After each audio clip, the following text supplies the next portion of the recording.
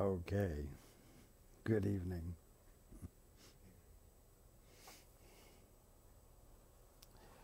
And welcome to everyone who's joining us on the internet. Before we have our quiet time, let's all get on the same page. If you're in the Sparkly book, it's page 351, a new section entitled Time and Eternity. If you're in the second edition, it's page 304, entitled The End of Doubt. If you're in the first edition, it's page 283, The End of Doubt. If you're reading from the ACIM, it's page 147, Time and Eternity. And if you're reading from the CIMS edition, it's page 295, Time and Eternity. Okay, let's take a few moments to be quiet together.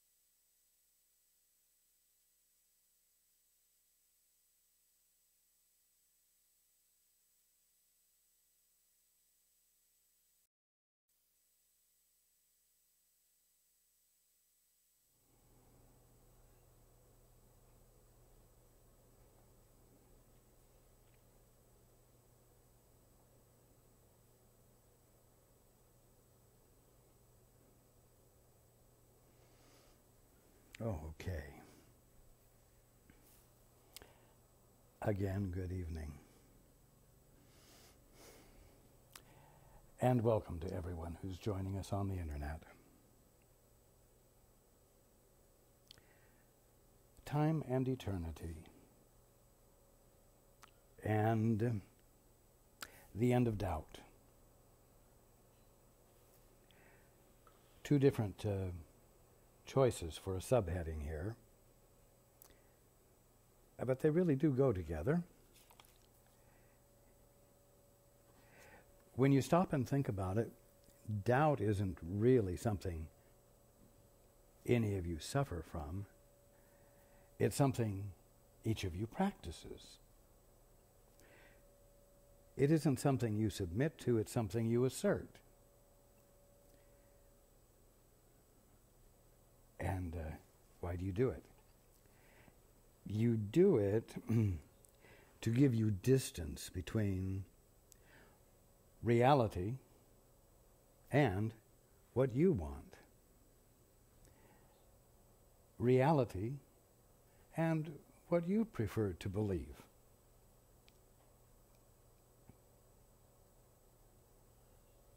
Now, time and eternity are the two things which you shift from. You shift from one to the other at the threshold of awakening, at the threshold of atonement, in the holy instant. And remember, we talked about the holy instant not really being a point in time, but rather, for lack of better words, a place in you where you yield and say yes to God. Now, obviously, if you are going to decide not to be an independent authorizer anymore, and not to do your own best thinking and come to your own best judgments and abide entirely by them, and you're going to say yes to God, then you're going to have arrived at the point where you experience the end of doubt. Because you're going to stop practicing it. You're going to abandon the position of authorizer. And in so many words, you're going to let God be in charge. Something that he has been forever. But not something you've been willing to yield to for a long time.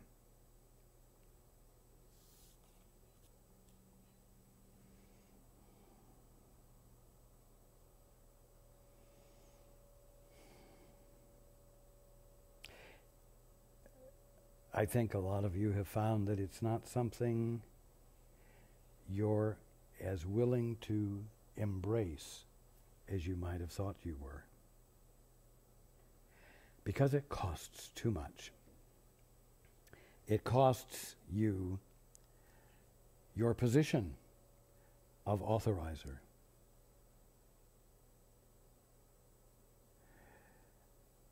It costs you what you call independence. Something which you take great pride in, something which you believe God gave you, and that therefore it is something to be proud of and to exercise well.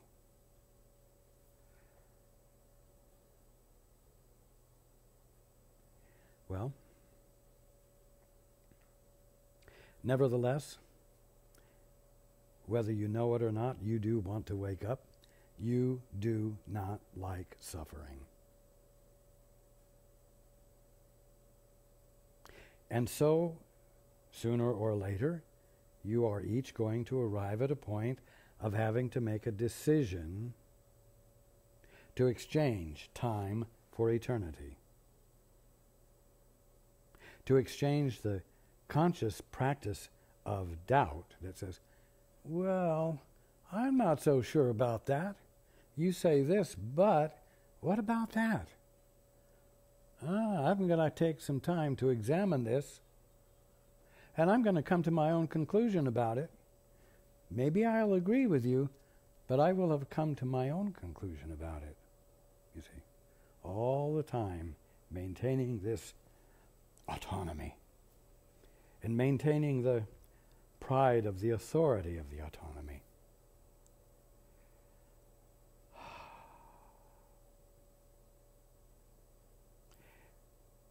It's the practice of doubt that distances you from the experience of reality that confronts you and is the only thing that confronts you always.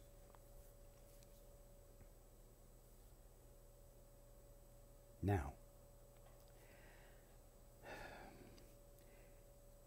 in a way, the subject of time and eternity is timely, if you will, because time is on your mind these days.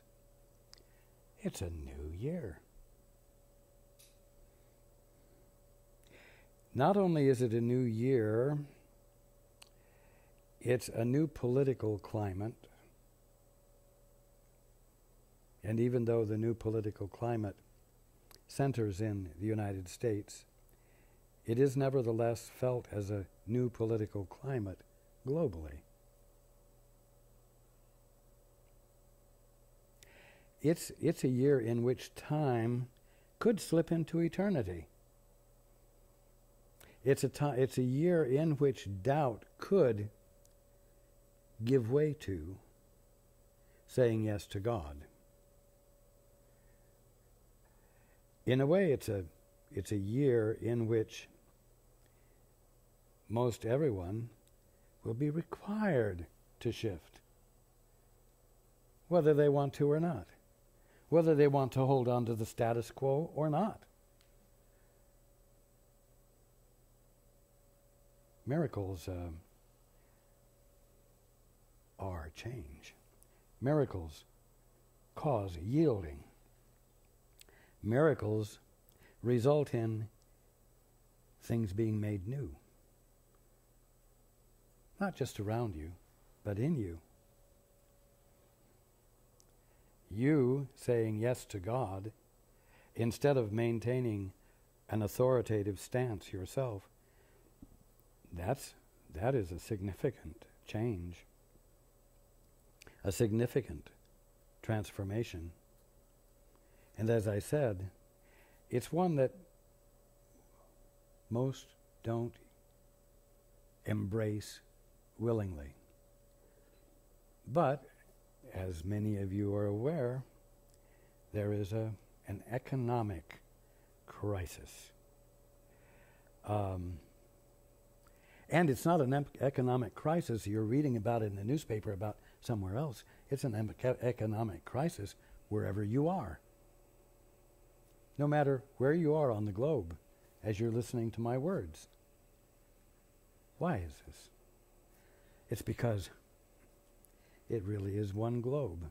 It really is one world. It really is one economy. It really is one, whatever you want to name it. And so one of the things that everyone is going to be faced with this year is the practice of your capacity to embrace others.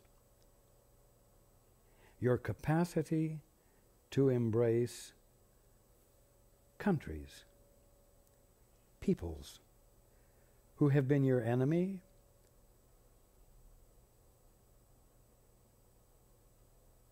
or whose enemy you have been. And you're going to have to find ways to work together. Why? Because working separately doesn't work. And it only has seemed to work fairly well as long as there are laws that keep each of you in your place. But harmony needs to come, because harmony is the law. And harmony is the result of what? Abandoning doubt. Well, I don't know about them. Well, you know how they are in Iran. Well, you know how the Jews and the Arabs are. There's never going to be peace. They're never... Blah, blah, blah. You can go on and on. It must stop. it is going to stop. And it will either stop gently and harmoniously, or it will stop strenuously.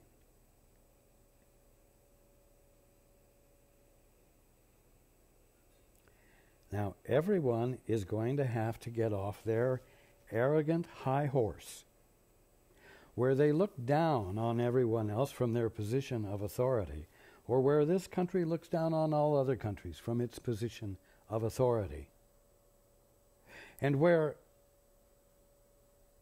everyone is used or abused, if it is at all possible to do it, and make a profit from it.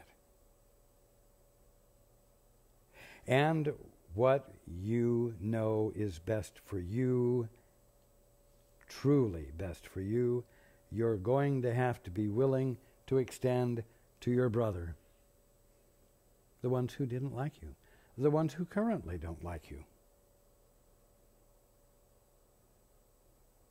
Oh, so maybe the first release of doubt is going to be you saying, I'm not going to hold my perception of you against you anymore.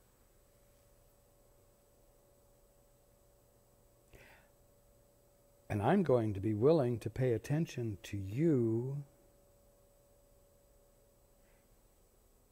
as you, so that I might learn what you need. And so that I might learn that you're not any different from me, so that I can more willingly embrace you and cause you to see me as harmless, so that you might feel free to embrace me. This is called miracles. This is called changing. This is called being willing to be in a new way, being willing to have all things made new in you.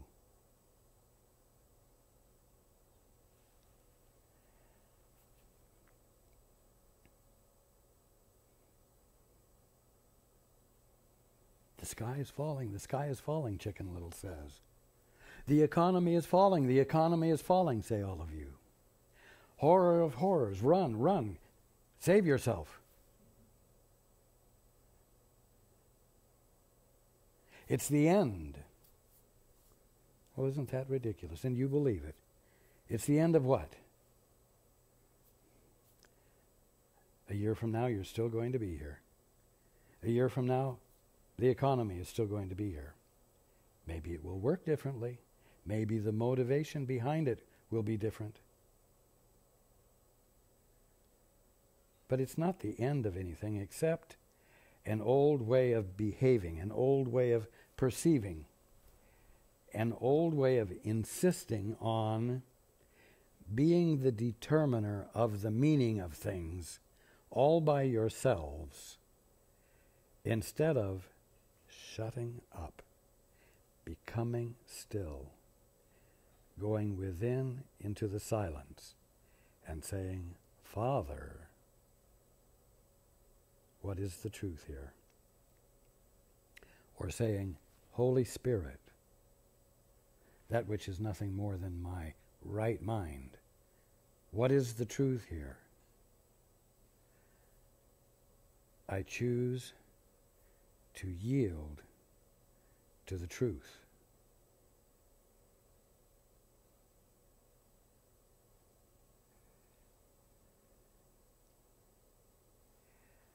When there is great need, and when reconfiguration is occurring, and it looks like all that has meaning is crumbling, it's a time for vision. Oh, you say, Obama has the vision, you say. Someone else has the vision. Well, I'll tell you something. Everyone will have the vision if they don't, like Chicken Little, run around like crazy because the sky is falling, the sky is falling.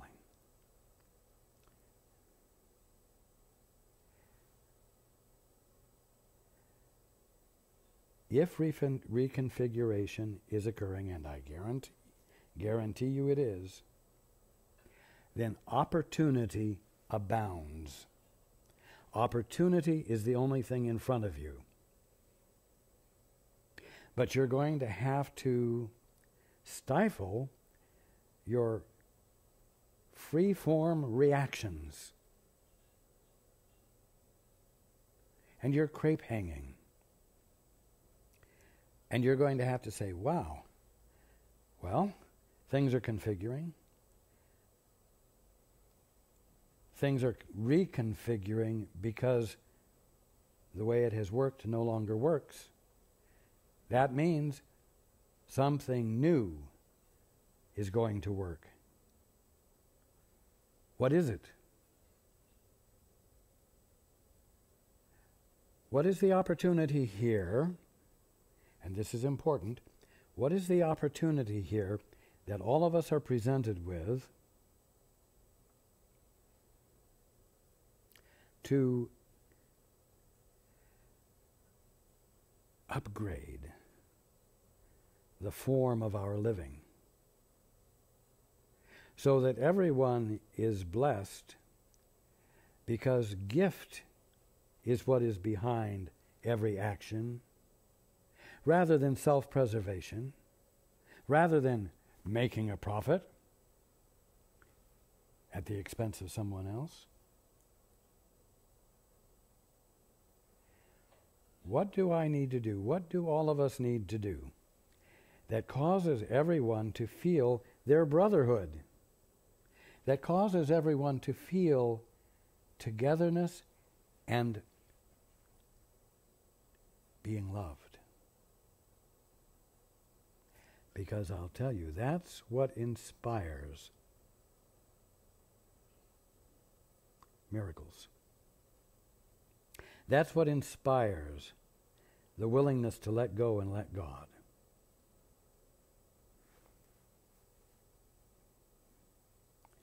Now, you just don't have the time to sit around and listen to the news and grouse about it. You don't have time to grouse about anything, because there's too much opportunity here. You might say this is a year of grand opportunity for dynamic, transformational change that could only be described as progress.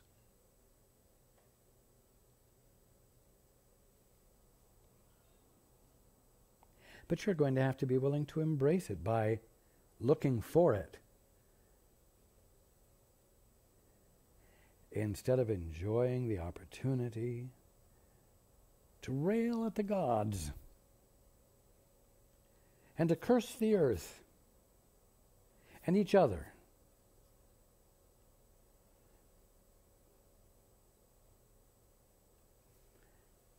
I promise you, it is a year in which everything we have been talking about will be able to be put to good use.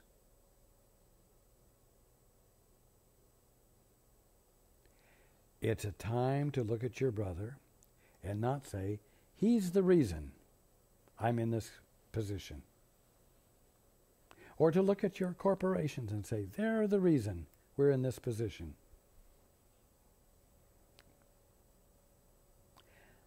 You must abandon blame and fault-finding.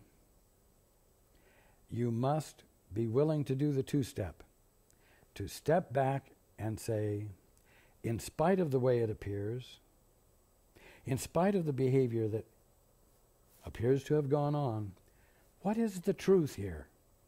What is the truth about my brother? I need to know the truth, and I'm going to take the time to find out what the truth is about my brother that allows me to lay down my distress and frustration with him, and instead allows me to embrace him with compassion and love and support. Because has to be the son or daughter of God as much as I am, and has to be as deserving of blessing as I am, no matter what has, quote, gone wrong, unquote.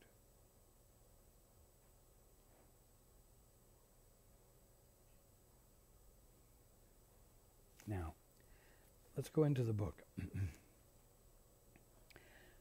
The atonement is in time, but not for time.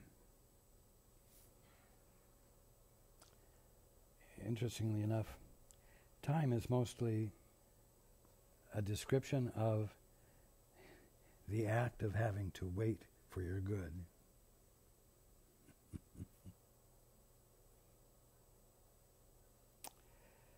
The atonement is in time. It seems to take place in what you call time. It appears to be a process of growth that takes time in you, and so on. So the atonement is in time, but not for time. The atonement is for eternity. Again, the atonement is in time, but not for time. Being in you, it is eternal. What holds remembrance of God cannot be bound by time. No more are you.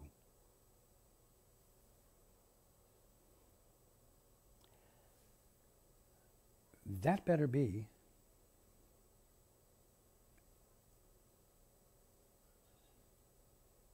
the meaning you give to yourself as you move into this new year. What holds remembrance of God cannot be bound by time. The Holy Spirit in you, that which is nothing more than your right mind, holds remembrance of God. And its function is to get your attention so that you will yield back into your right mind and abandon this attempt to be an independent authority on your own. What holds remembrance of God cannot be bound by time. No more are you. So as you move into this new year, you're not bound by time. You're not bound by what has happened in the past, the recent times. You simply aren't.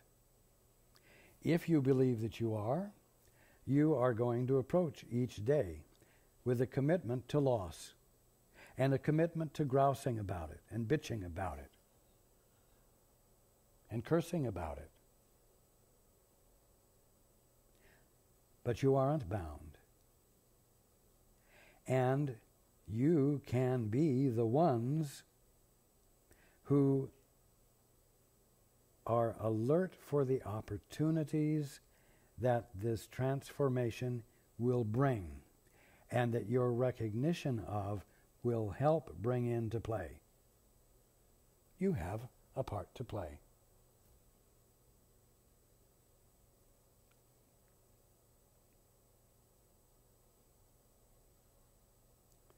Continuing, for unless God is bound, you cannot be.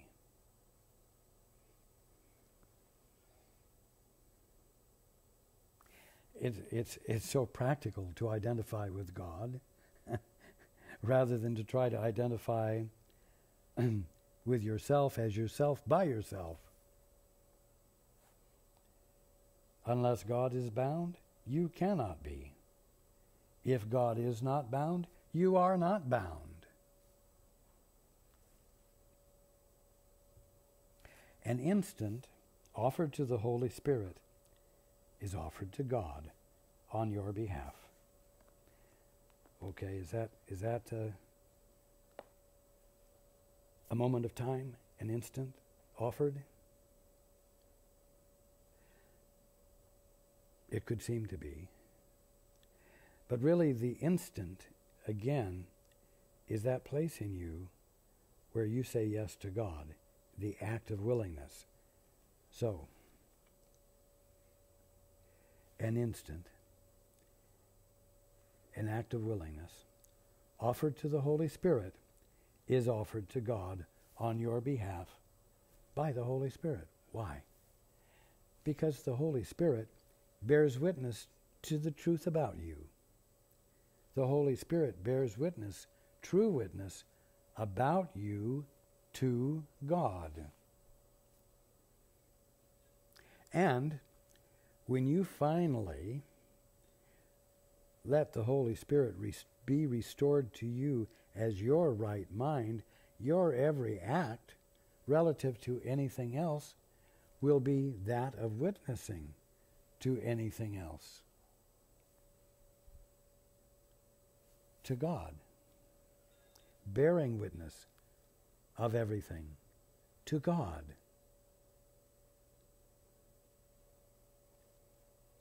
Very important and very simple. An instant offered to the Holy Spirit is offered to God on your behalf, and in that instant you will awaken gently in Him. Well, that tells you also what happens when you bear witness to your brother, to God. Bear true witness to your brother, to God. In that instant, he will awaken gently in God. In the blessed instant, you will let go all your past learning. Well, learning is just memorized thoughts, memorized ideas, memorized strings of words that you've given meaning to. It's been called thinking. But in that moment, you abandon all of the thinking. It seems that it was the most important thing in the world to you, but it has been the act of doubt that you brought into play. Oh, well, I want to think this through myself, and I will come to my own conclusion, you see. When you're willing to say, wait a minute, I've been thinking all my life. I've been doing as much of it as I possibly could, and I'm not awake, and I'm still suffering, and I'm still seeing a divided, conflicted world. And even though that seems to be the norm, it doesn't feel good. Why not? It doesn't feel good because something in me says it isn't normal. That in me which says it isn't normal is that in me which is the presence of God. That in me which is divine about me, the Holy Spirit. So, I'm going to dare to engage in the holy instant. The act of willingness to say yes to God and let God inform me what the truth of this or that or the other thing is, so that I may bear witness truly to my brother or to my world.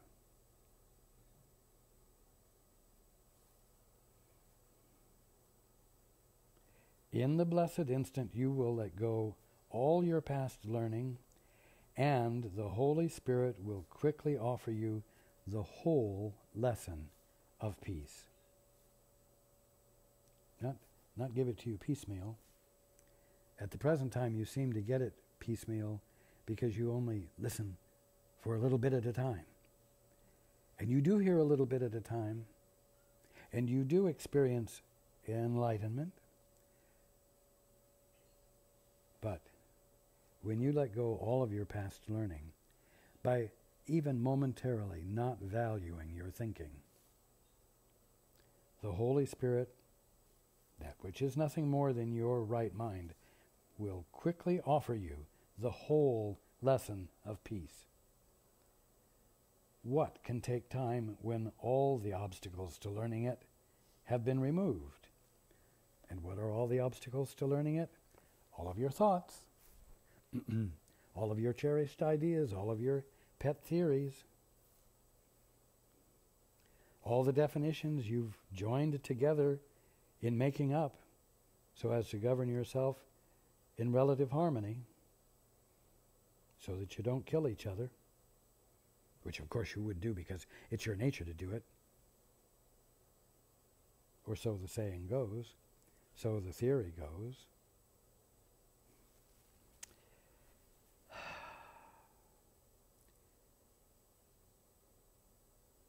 But when all the obstacles to learning have been removed, when all of the thoughts and ideas and definitions, when you have withdrawn investment in them,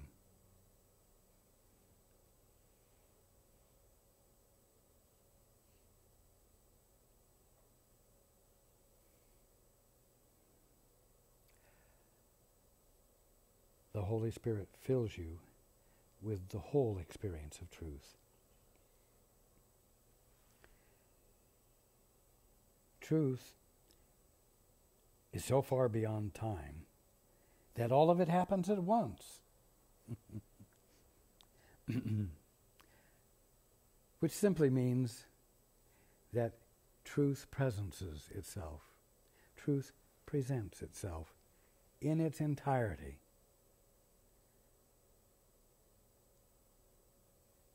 Forever and forever new. Truth is so far beyond time that all of it happens at once. For as it was created one, so its oneness, or singularity, depends not on time at all. In fact, it not only doesn't depend on time, it is the non-existence of time. And so when you let yourself into the experience of it, time, in other words, waiting for your good, will disappear.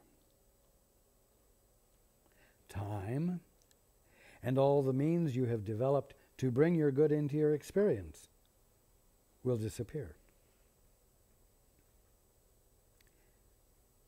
The experience of truth is the experience of having all of creation present with you without process to it, without having to wait for it, without it having to develop or grow, you see. In its entirety, it presents itself forever.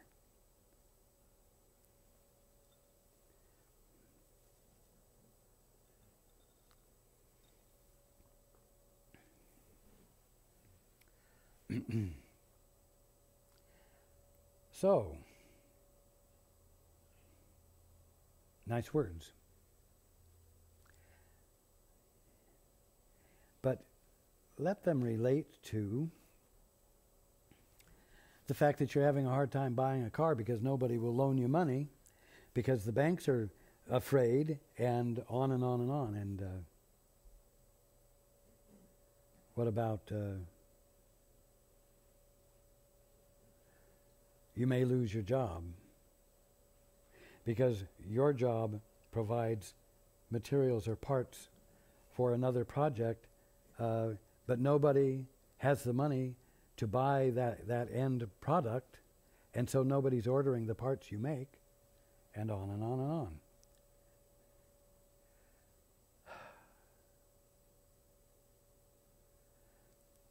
Truth is whole. Truth presents itself in its entirety. Reality is a movement of the entirety of itself. Therefore, it's the movement of the entirety of you. And that means that no matter how difficult it is for you to conceive of having all of your good under the current economic and world conditions, it's still your birthright to be experiencing, and all of it is still present for you to embrace with your mind so that it can register with you, so that you let it in instead of denying it by your confidence that it isn't there and it won't be there.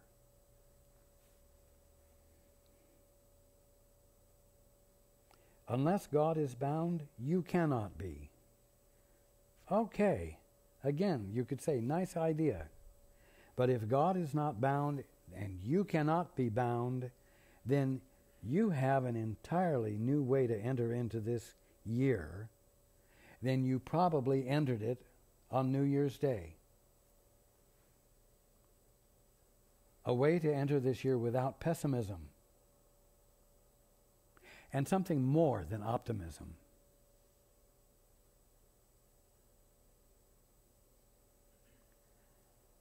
Why, you might just dare to expect a miracle. You might just expect to have something plop into your lap, totally unanticipated and unexpected, that meets the need so specifically that you know there could be no fluke to it, no chance to it, but rather that it is a manifestation of wholeness that is so specific.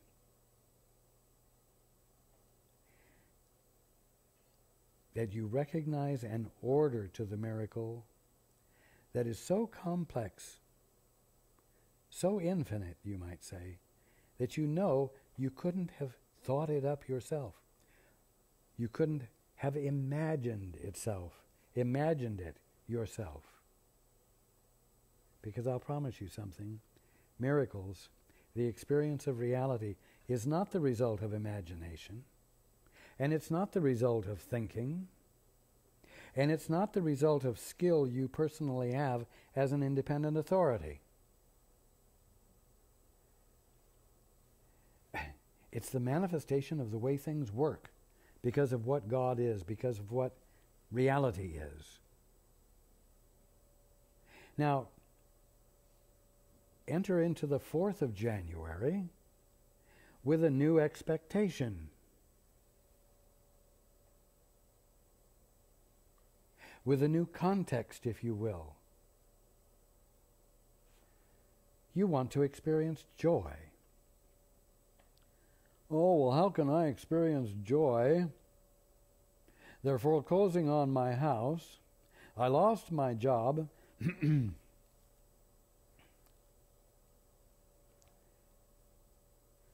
the list goes on and on.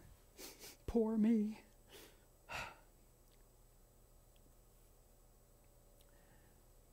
No, silly you. Because you're saying this as you sit at the threshold of opportunity to see or experience the vision of how it can work the new way, the way that blesses you and everyone, and provides you with a gift to give that helps others to see it. And thank God you lost your job and you won't be going back to that job again, because the gift you have to give actually meet a need where the job you had met wants, met greed, met things that didn't really matter, but you got a good paycheck.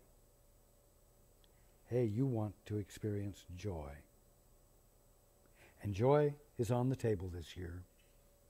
It's on the table every year. But this year,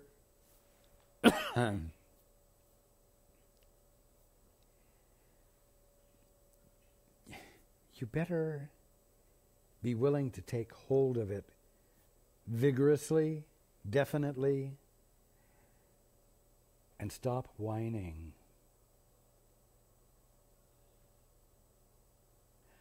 About how things aren't the way they used to be.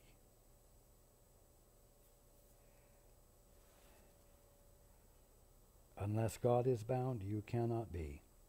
God is not bound, therefore you aren't. This is the good news. And this is the context in which to be the rest of today and tomorrow and the next day.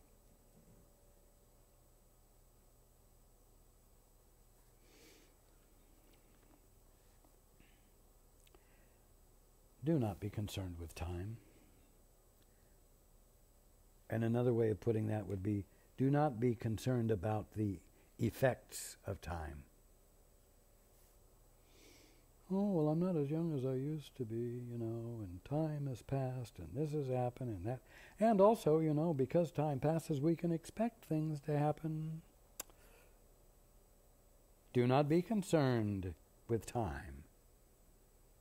Stop using your mind this way. Do not be concerned with time, and fear not the instant of holiness, which will remove all fear. Do not fear the instant of holiness. You say, well, why would I fear the instant of holiness? That's what I'm after.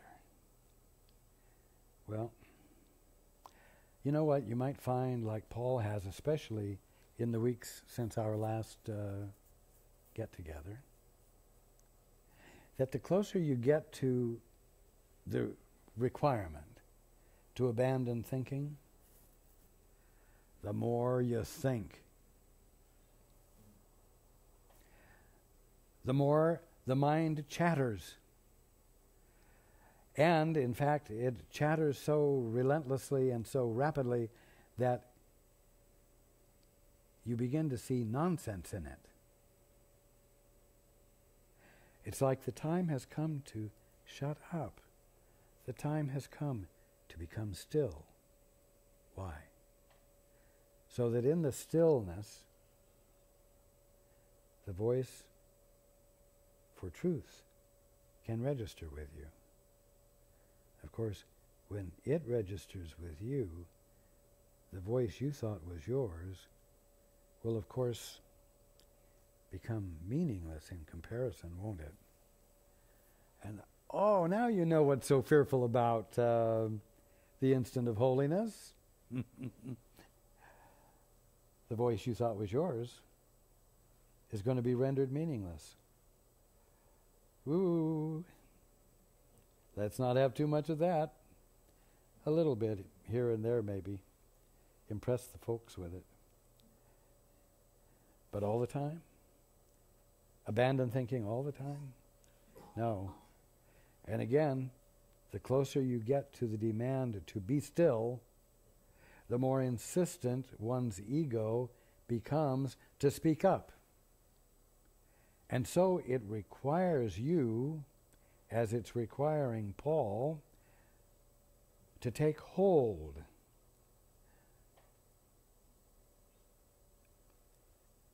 I don't want to say to assert a little authority, but to exercise a little self-discipline and silence the mind on purpose, and not value the right to think, and express the thoughts, and build up one's presence by the expression of those thoughts. Let the silence come and squelch the need to assert your mind through thinking. Do not be concerned with time, and fear not the instant of holiness, which will remove all fear. For the instant of peace is eternal, because it is wholly without fear.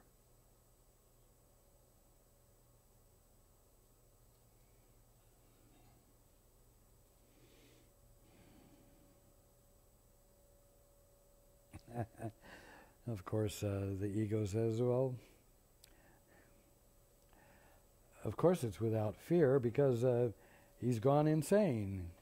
He's not thinking and there's no fear, not because there really is no reason for fear, but because he's gone off the deep end.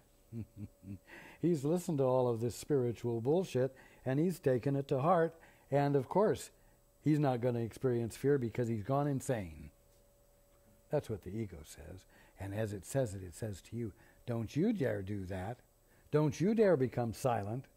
Don't you dare become willing to let something other than your voice speak, take advice. Don't you do it. Don't you dare participate with, or be involved with, or be in partnership with, or relate to anyone else. Don't you dare do that.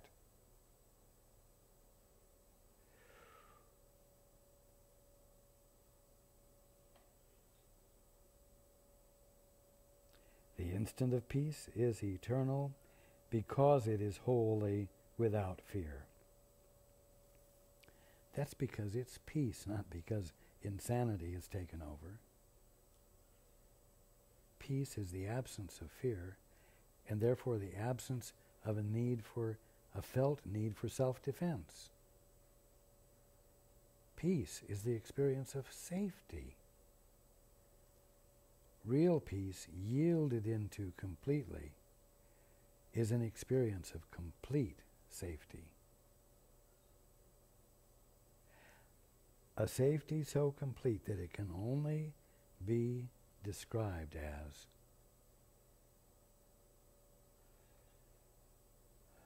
invulnerability. And you thought invulnerability always had something to do with supreme power, which, once in place, meant you were invulnerable. No.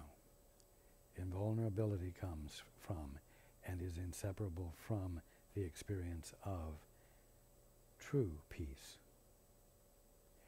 which is forever present with you, in you, to access any time you wish.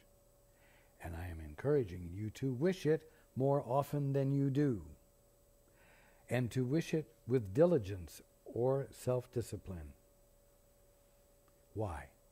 Because with the practice of self-discipline, it's going to make this next year significantly different for you than the forecasts say.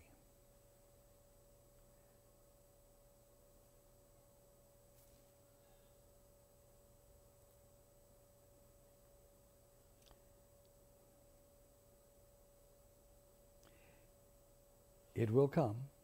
What? The instant of peace. It will come. It will come. Being the lesson God gives you through the teacher He has appointed to translate time into eternity, or to move you over the threshold from the assertive practice of doubt to the yielding willfulness to yield to God. The teacher He has appointed to translate time into eternity is what? The integrity of it is so incredibly perfect and beautiful. It's nothing more than your right mind. It's the Holy Spirit. It's that which, when you yield to it, unavoidably brings you back into wholeness, integrity, integration. The integration of you. Blessed is God's teacher, whose joy it is to teach God's holy Son His holiness. His joy is not contained in time. His teaching is for you because His joy is yours. Remember, we were talking about joy? Joy stands present with you, being presented to you by that which is nothing more than your right mind, in other words, your sanity. And today, on the 3rd of July, it's standing with it for you. And tomorrow on the 3rd of January, and tomorrow on the 4th of January, it will be presenting it to you. And on the 5th and the 6th, and on and on and on. How many days are you going to wait to receive it? To conceive of the possibility that it could register with you without any further process.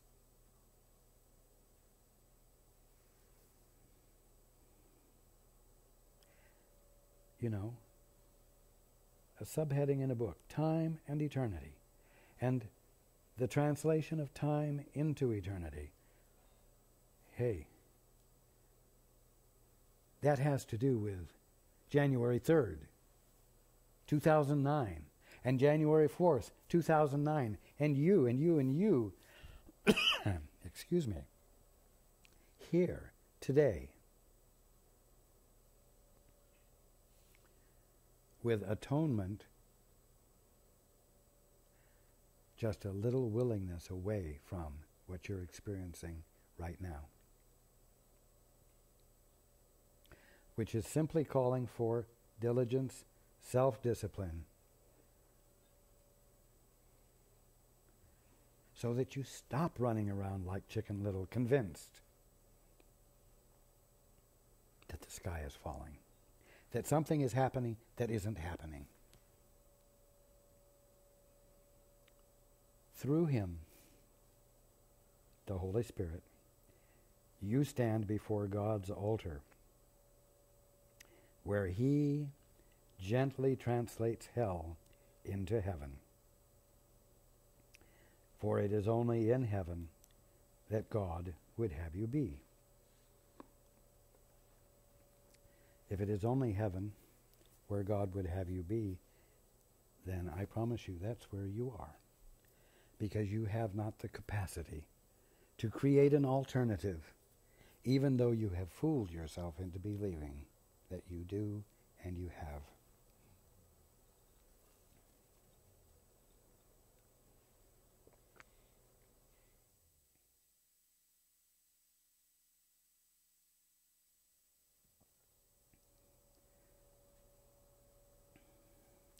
Now, I wish for all of you a Happy New Year. And I mean to really have a new year, not a groundhog year, where every year is a repeat of the previous. Happy New Year.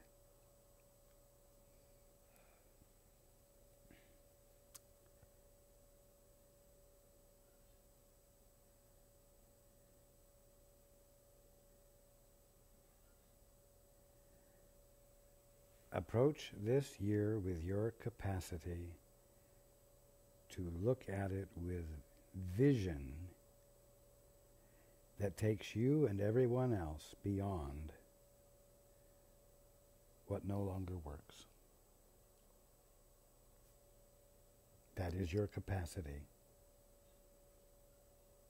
That's your function.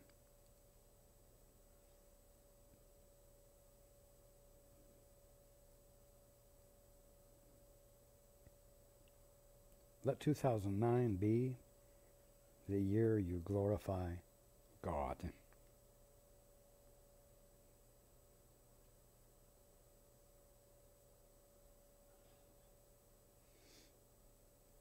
Okay.